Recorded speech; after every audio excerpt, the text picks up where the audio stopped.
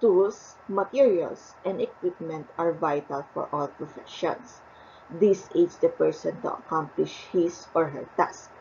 Learning how to sew involves knowing the right tools, materials, or equipment for the job.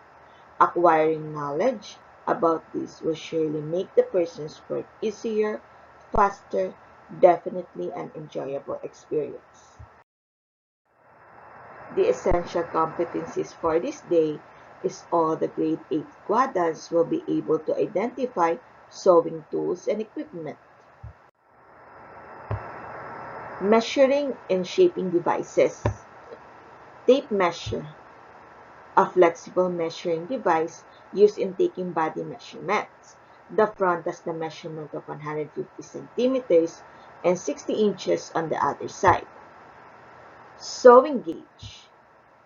A small ruler with a sliding guide is about 6 inches long.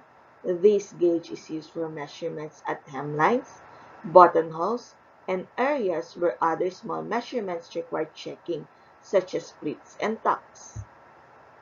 Rulers. A ruler measuring 12 inches or even 18 inches, either clear or solid. Yardstick. A yardstick is made of smooth, shellacked hardwood or metal. It is used for making hemlines and checking grain lines when laying out the pattern. L-square.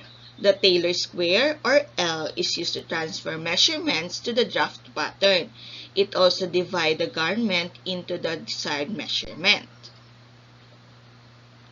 French curve. This is used to shape the depth of the neck hole and armhole of the pattern. Cutting tools. Bent-handled dressmaker shears. These are made of quality steel and hold a sharp cutting edge. Pinking shears is popular in zigzagging or scallop edge or for seam finishes. This is used to finish seams and raw edges and to create decorative edges on many types of fabric. Cutting scissors. Trimming scissor is 3 to 4 inches long. It is used for trimmings, clipping threads, and snipping slashes. Embroidery scissor has 4 to 5 inches finely tapered blades.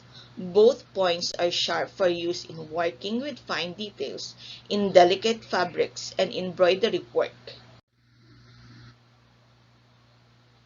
Buttonhole scissor. This is intended for making buttonholes.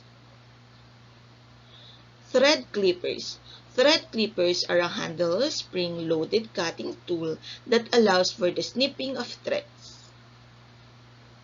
Seam ripper. Seam rippers are specifically designed for ripping out stitches from seams, either as a result of an error or during alterations. Rotary cutter and mat. It is an adaptation of the giant rotary cutter used by the garment industry. It works like a pizza cutter and can be used by left or right-handed sewers. Marking tools. Chalk pencils or dressmaker pencil. This chalk pencil is used to make fine lines on fabric. It has an erasing brush on one end. Liquid marking pen. It has two types, the one that washes out and one that fades after 48 hours. Those that wash out should not be used on fabric that show watermarks. The mark should be removed before pressing the fabric. Tailor's chalk. This is essential as a marker for use on materials. Tailor's chalk is available in a range of colors and is removed by the brushing. Wax chalk. This is available in black or white and is used for wooden fabrics. Wax can be removed by pressing. Tracing wheel. There are two types of tracing wheels, those with a serrated edge and those with a smooth edge. The serrated edge wheel produces dots on the fabric and is suitable for most types of fabrics. The smooth edge wheel is best for delicate fabrics and unlike the serrated, will not pierce more delicate fabrics. The smooth edge will create a solid line. Pinning and sewing tools. Pincushion. A pincushion holds straight pins and needles while working to prevent accidents. Hand needle used in making temporary stitches and buttonholes. Sizes of 7 to 10 are for general hand sewing. Sewing needle threaded. It aids in putting the thread to the needle. It consists of two parts, the handle and the wire.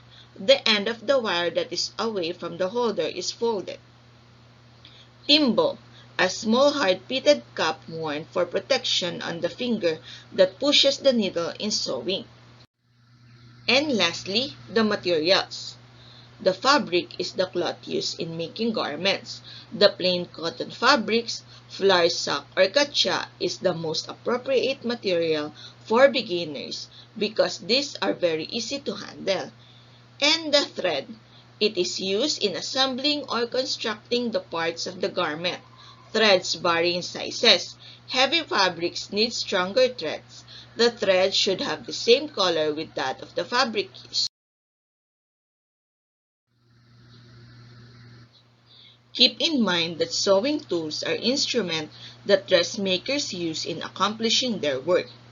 Sewing tools are categorized according to their function, such as measuring, marking, pinning, and cutting. Knowing and using sewing tools according to their functions are vital to create good quality products. That's all for today, Guadans. I hope that you've learned something new today. See you all in our next lesson. Goodbye!